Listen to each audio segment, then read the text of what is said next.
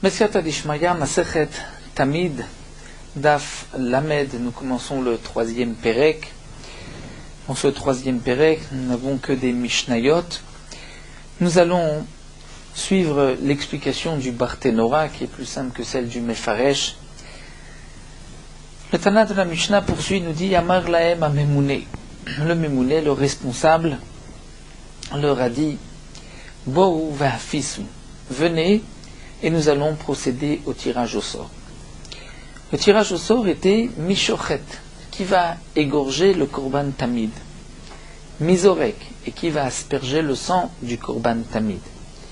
Et comme le Mefarshim explique, c'est rapporté dans la Gemara que celui qui fait la zrika, qui asperge le sang, c'est aussi celui qui récupère le sang, qui fait la Kabbalah. La shrita, nous dit le Barthénora, est aussi kshera par un zar, par un étranger, même si ce n'est pas un Kohen. Malgré tout, étant donné que c'était le début de la avoda du Korban Tamid et qu'elle était chère aux yeux des Kohanim, s'il n'y avait pas de tirage au sort, on risquerait de se disputer, d'arriver à un danger.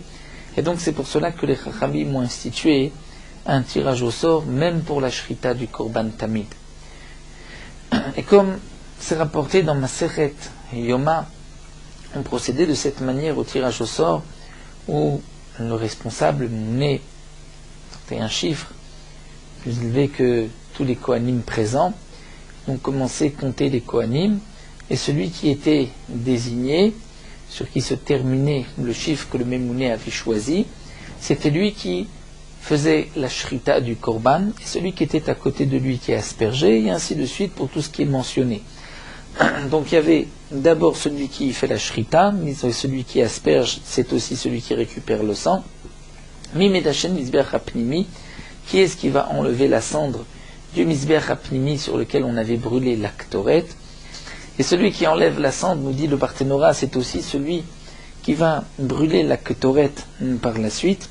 Étant donné qu'on commence par enlever la cendre, c'est pour cela qu'on a parlé de Dishun Mizbeach Apnimi, et aussi Mimedashen et Amenora, même qui est celui qui va enlever la cendre de la Ménorah, qui va donc préparer la Ménorah pour l'allumer. Le Barthénora rajoute encore un point important, c'est que le Dishun Mizbeach Apnimi de la Ménorah se faisait avant le Korban Tamid. Malgré tout, on mentionne d'abord la shrita et la zrika du Korban Tamid, puisque c'était les avodot, c'est-à-dire les moins importants du Korban Tamid, la shrita et la zrika. C'est pour cela qu'ils sont mentionnés avant le dishun, le nettoyage du Mizbeach ou de la Ménorah. Ensuite, le Kohen qui suivait était désigné Mimale Varim la Kevesh, qui allait porter les membres du Korban Tamid, puisque le Korban Tamid est un Korban Ola qui était entièrement brûlé, qui allait les monter sur la pente du Mizbeach. Et donc on avait pour cela plusieurs Kohanim. À Roche, il y avait la tête du Korban qu'il fallait monter, à Regel le pied, Ushte à Yadelaim, les deux mains, à Oketz, c'est-à-dire la queue, à Regel et le pied gauche, et Chazé, c'est la poitrine, toute la partie négresse qui est face au sol lorsque la bête est debout. Vea Gera, c'est le cou, la trachée artère, mais aussi les poumons, le foie, le cœur, ou jeter des fanotes et les deux côtés de la bête. Hakeravaim, les entrailles de la bête, va solette, la farine de la minchat nesachim qui l'accompagnait, va chavitin, et la minchat chavitin que le Kohen Gadol devait apporter tous les jours, va yain, le vin du Nisso Chayain, et Fisou. Donc il procédait au tirage au sort. Zacha, Miché Zacha, avait donc reçu, gagné celui qui avait été zoré, qui avait été méritant.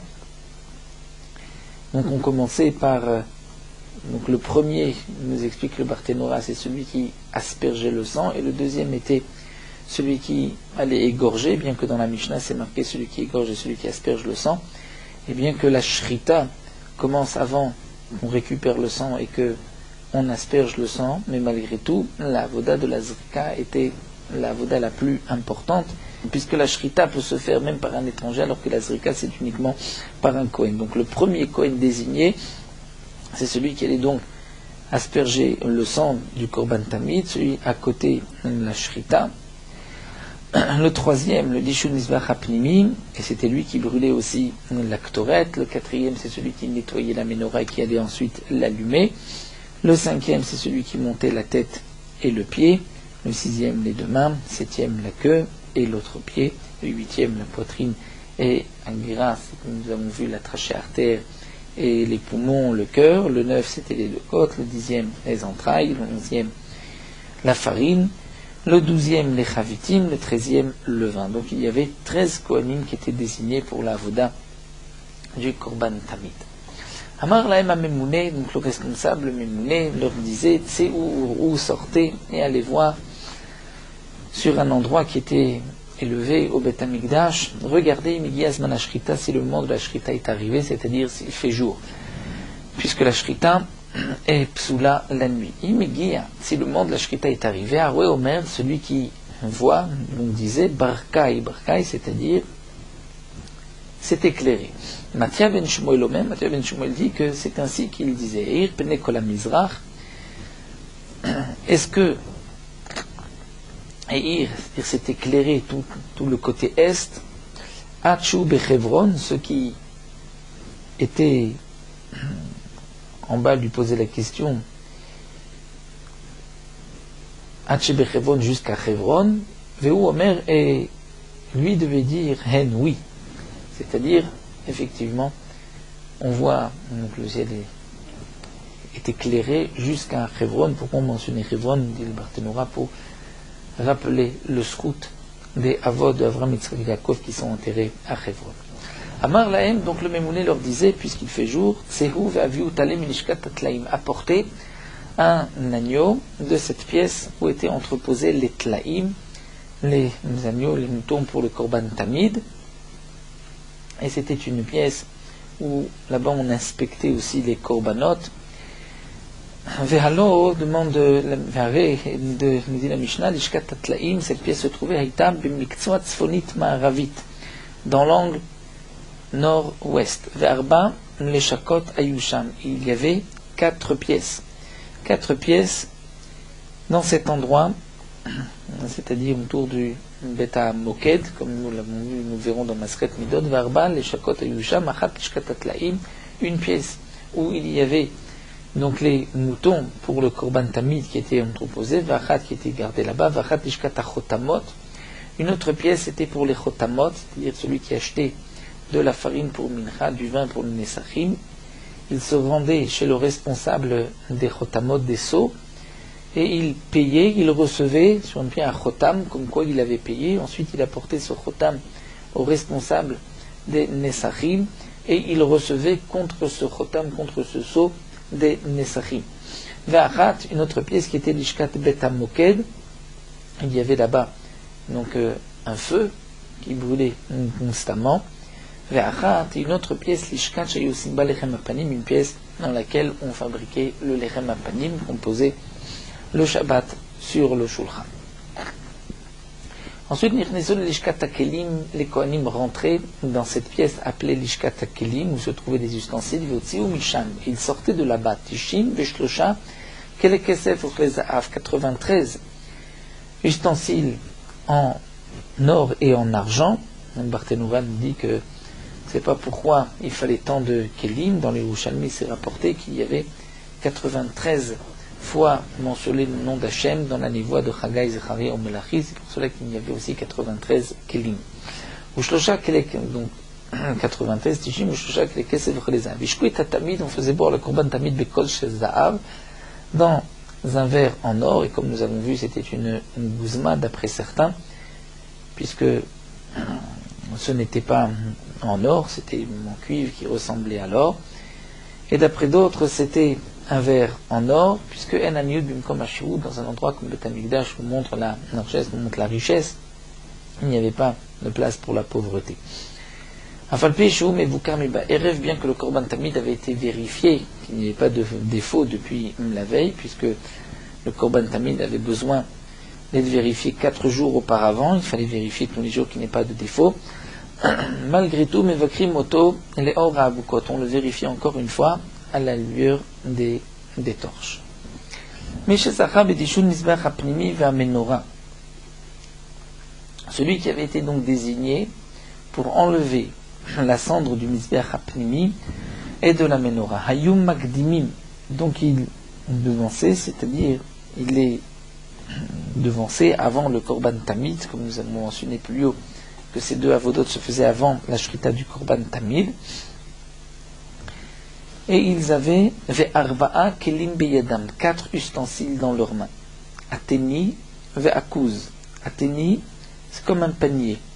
Akuz, c'est comme une petite cruche. Ushtem maftechot, il y avait 2 clés. Ateni domed tarkav gadol shel za'av. Ateni ressemblait à un panier en or qui contenait tarkav, c'est-à-dire 3 cabines. Mais celui-ci ressemblait seulement. Ce teni marzik kabaim vachetzi, lui contenait 2 cabines et demi. Ve'akuz, et ce deuxième keli, comme une petite cruche, domé les kiton gadol shel za'av, ressemblait à une grosse cruche en or. Ushtem maftechot, il y avait 2 clés.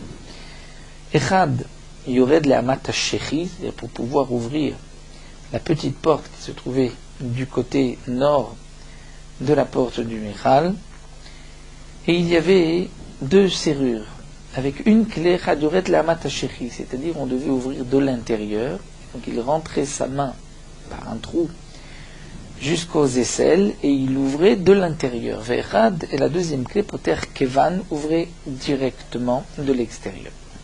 Donc là nous avons expliqué comme Barthénora qui nous dit que cette porte, ce pishpesh atzafon, avait elle-même 2 serrures. Une qui s'ouvrait de l'intérieur, il rentrait donc sa main et il ouvrait de l'intérieur, et une deuxième serrure qu'il ouvrait avec la deuxième clé rapidement, sans fatigue. Mais d'autres mefarshim m'expliquent que, étant donné qu'il y avait 2 portes à cette pièce, la porte qui donnait dans la Hazara, c'est celle-ci, qui était ouverte de l'intérieur, mais ensuite la deuxième porte, avant de rentrer dans le Echal, cette porte s'ouvrait avec une deuxième serrure, mais qui s'ouvrait tout de suite, dire sans difficulté, sans avoir besoin de rentrer la main. Barthénora lui a l'air de dire que c'était la même porte qui avait 2 serrures, ou peut-être que ce sont donc les 2 portes de cette pièce qui permettaient au Kohen de rentrer dans le Echal pour ensuite ouvrir la grande porte Sha'ar HaEchal de l'intérieur, puisqu'elle était fermée de l'intérieur. Donc Balo les pishpesh atzefoni. Ce Kohen devait se rendre donc vers cette petite porte du côté nord, où Shne pishpeshim le Sha'ar HaGadol. À cette porte Sha'ar HaGadol, qui est la porte du Echal, elle avait 2 petites portes. Echad betzafon, une au nord, vechad bedarom, et l'autre au sud, c'est-à-dire une à droite et une à gauche. Le Barthénora nous explique que la porte du Echal, l'épaisseur du mur était de 6 amot. 6 amot, c'est-à-dire 3 mètres comme épaisseur du mur. Et il y avait donc des portes vers l'extérieur et des portes aussi vers l'intérieur. Chez Bedarom, la porte qui se trouvait donc du Echal à l'extérieur, mais qui était celle de gauche, puisque nous avons dit qu'il y avait dans la porte du Echal, la porte extérieure, il y avait 2 portes. Celle qui était à gauche, donc au sud, Lo nichnas bo adam me'olam. Personne n'était rentré, elle n'était jamais ouverte. Ve'alav u'meforash al-yedei Yecheskel, et sur cette porte qui est rapportée dans Yecheskel, Vayomer elai Hashem, Hashem m'a dit, Ashar hazeh sagur yeh. Cette porte sera fermée, lo yipater, ne sera pas ouverte, ve'ish lo yavobo, et personne n'y passera. Qui Hashem Elokei Israël babo vayeh sagur sakadosh baruch hu, qui, malgré que la porte est fermée, c'est Kabiachol par cette porte que lui passera. Natal et Amaftear, donc le Kohen prenait les clés, ou Patach et Apishpash. Il ouvrait cette petite porte. Nichnas l'État, donc il rentrait dans une pièce. Au Minata, et de cette pièce, El Echal, il rentrait dans le Echal. La porte du Echal était fermée de l'intérieur. Donc il ouvrait cette petite porte, comme nous avons vu, par la clé qui s'appelait Amatasheri, c'est-à-dire il devait rentrer sa main par un trou jusqu'aux aisselles et ouvrir de l'intérieur cette porte. Une fois que cette porte était ouverte, il rentrait dans cette pièce. Et de cette pièce, il rentrait dans le Echal, donc Nichnas Leta, Minata el Echal, Achu Magia le Sha'ar Hagadol. Et donc du Echal, il prenait la direction de la sortie, c'est-à-dire pour ouvrir le Sha'ar Hagadol qui se trouvait à la porte, c'est-à-dire du côté intérieur de ce mur qui était là, nous avons dit, de Siyamot. Et Gia le Sha'ar Hagadol, donc dès qu'il arrive dans ce Sha'ar Hagadol, et vir et un Neger et un Potachot. C'est-à-dire il enlevait Neger et Potachot. Neger, le Barthénora nous explique que c'était une barre qui bloquait la porte, ou bien c'était comme un pieu qui était enfoncé dans le sol pour aussi bloquer la porte. Donc il enlevait ce Neger et un Potachot, et la serrure, ou petacho, et il l'ouvrait.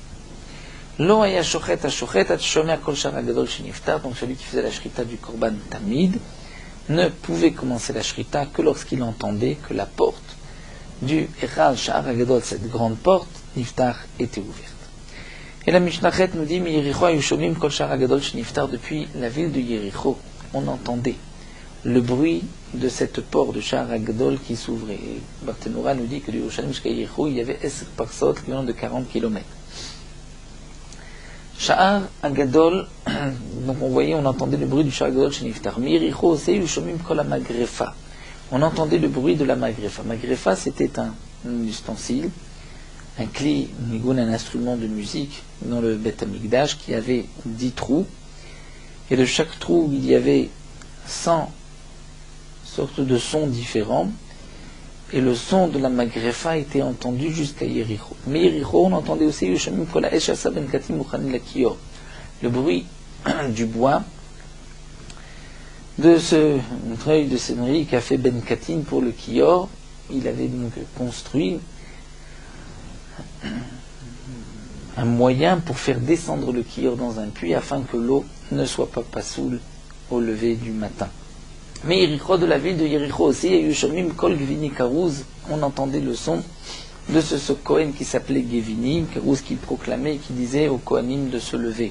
De Kohanim Lavodatrem. Yericho aussi, Yushomim Kol Echalil, on entendait le bruit des Khalil, des instruments de musique, des flûtes, et Yericho Yushomim Kol Atzilzal, de la cymbale. Yericho Yushomim Kol Ashir, de Yericho, on entendait le son du shir des Lévi'im qui chantaient. Miricho aussi, avec le shomim kol ha-shofar, on entendait le son du shofar qu'on sonnait tous les jours, 21 etkiyot. Mais certains disaient aussi que Afkolo shel Kohen Gadol, que de Yericho, on entendait aussi le son, la voix du Kohen Gadol, B'sha'ashu maskirit Hashem Yom Kippurim, lorsqu'il mentionnait le nom d'Hashem le jour de Yom Kippour. Mais Yericho, toujours de Yericho, Yom Erichim, Re'ach Pitum HaKtoret, on pouvait sentir l'odeur de l'Aktoret. Amar Rabbi Elazar ben Diglai, Rabbi Elazar ben Diglai dit, Ezim ayou le betaba de Har Michvar, mon père avait des chèvres dans cet endroit Har Michvar, qui se trouvait loin de Yerushalayim, vayou mitateshot merach pitum aktoret, et les chèvres éternuaient de l'odeur du pitum aktoret, de l'Aktoret, du Bet Hamikdash.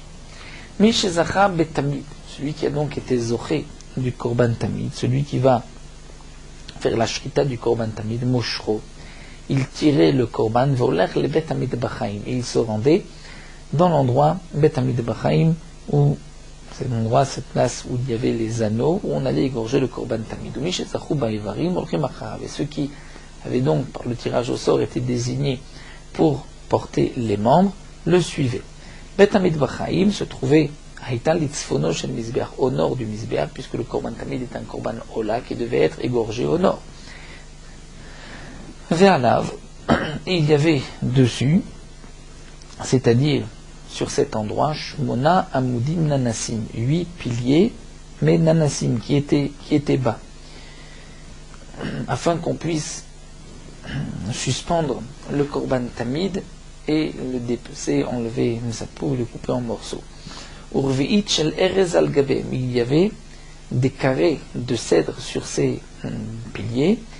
V'un kaliyot shel barzel ayu kvuim baem, il y avait comme des crochets de fer qui étaient fixés sur cette plaque, sur ce carré de bois de cèdre, et c'était sur donc ces crochets que on accrochait le korban tamid pour lui enlever sa peau. Au shlosha sdarim, il y a les kol echad ve'echad, et il y avait 3 sdarim, 3 ordres, c'est-à-dire 3 hauteurs, qui dépendaient donc de la grandeur du korban. Shebahem tolim, c'était sur ces crochets qu'on suspendait le korban tamid, une fois égorgé, ou mafshitim, et on lui enlevait la peau, ad shulchanot shel shai sheben ha'amudim, c'est-à-dire sur des tables de marbre qui se trouvaient entre les hamudim, entre les piliers, entre ces petits poteaux, sur lesquels on rinçait les entrailles de la bête.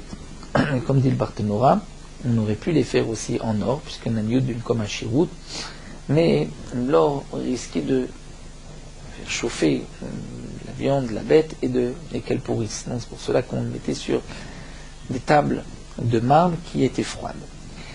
La Mishnah continue, Mishezacha b'dishun mizbeach ha'pnimi, donc celui qui avait été désigné pour enlever la cendre du mizbeach ha'pnimi, où on avait brûlé la ktoret nichnas, il rentrait, venatal ateni, et il prenait ateni donc ce panier, venicho lefanav, il le posait devant lui. Vayach ofen venoten letocho, et donc il enlevait la cendre et il posait la cendre à l'intérieur de ce keli. Ubacharona, et à la fin, c'est-à-dire lorsqu'il restait qu'un tout petit peu de cendre et qu'il ne pouvait pas prendre avec sa main la cendre, alors qu'il était tachar letocho, il prenait après certains mefarshim, avec une petite pelle, il prenait à ce moment-là avec une petite pelle le reste pour poser donc dans ce panier. Vehinicho, il le laissait, vegatsa, et il sortait.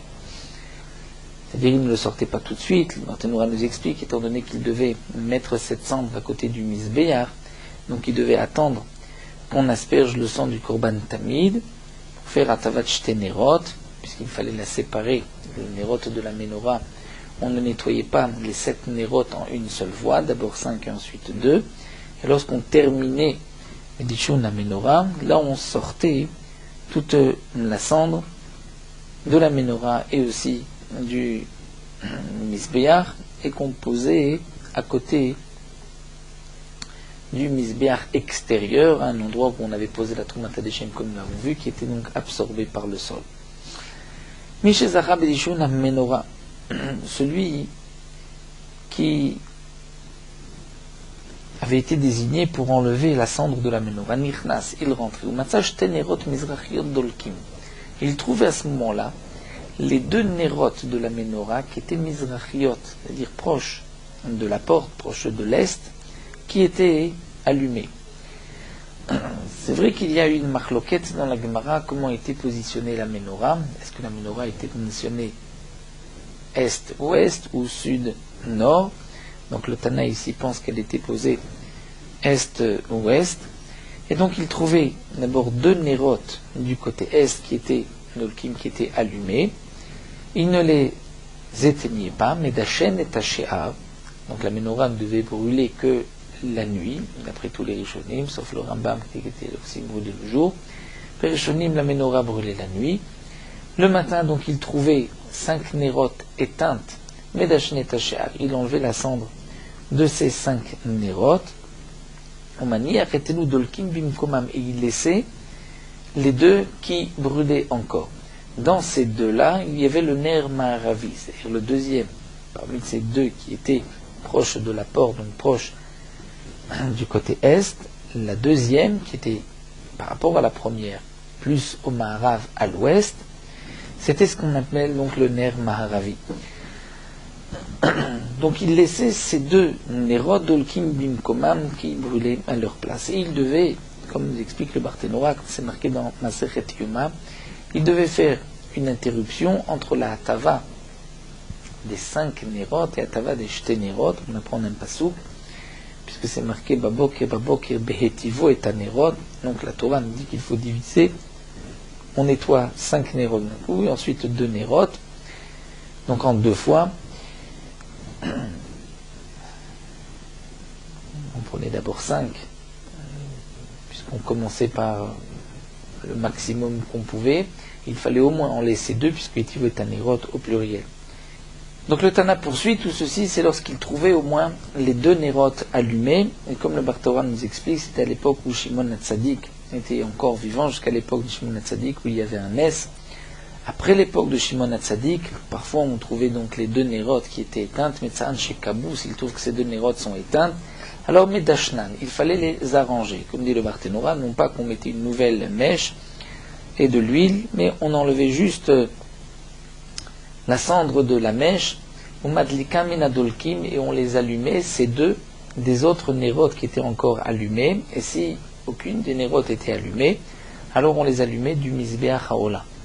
V'acharkar de la maracha qui se trouvait sur Mizbeach Haola. Et ensuite dit le Tana, Medashen et Tashéa, une fois qu'il avait rallumé ces 2-là, il pouvait nettoyer les 5 autres qui restaient et changer des mèches. Il y avait une pierre devant la menorah, où Bachalosh Maalot et 3 marches, et à Kohen Omed, où Metiv et Anerot, sur ces 3 marches, le Kohen se tenait debout et arrangeait les nérotes. Ensuite, une fois que il avait terminé, il posait ce récipient dans lequel il y avait les cendres, les restes des mèches, et il posait sur la 2e marche et il sortait. Il sortait puisqu'il devait attendre qu'on asperge le sang du Korban Tamid pour ensuite revenir, faire la tava des 2 nérotes, et à ce moment-là, il prenait toute la cendre qu'il jetait à côté du Kevesh, comme nous avons vu, et que à cet endroit-là, le sol absorbait, utilisait cette cendre ainsi que la cendre du Mizbeach de Trumat HaDeshen et du Mizbeach HaPnimi.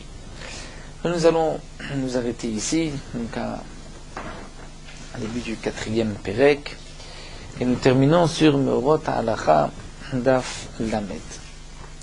Si on apporte devant quelqu'un des aliments, ce n'est pas lui qui les prend, qui les amène, il devra attendre de faire la beracha jusqu'au moment où on lui amène l'aliment devant lui.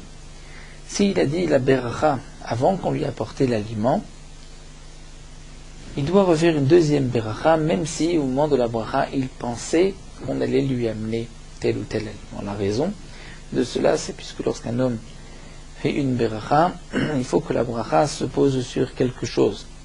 Donc, lorsque c'est quelqu'un d'autre qui lui amène un aliment et qui dépend de l'autre, peut-être qu'on ne lui amènera pas. Donc la bracha n'a pas sur quoi se poser, puisque l'aliment n'est pas devant lui, et donc il devra redire une beracha. Puisque la première était beracha levatala, donc avant de dire la 2e bracha, il doit dire Baruch Shem Kavod Malchuto Leolam Vaed. Mais les poskim nous ont dit que lorsque ça ne dépend pas des autres, et que c'est sûr que l'aliment viendra, même si il a dit une beracha alors que l'aliment n'était pas devant lui, là il est yotze bediavad. Donc si un homme fait une beracha sur un aliment qui se trouve encore dans un placard fermé ou dans une autre pièce, il est yotze.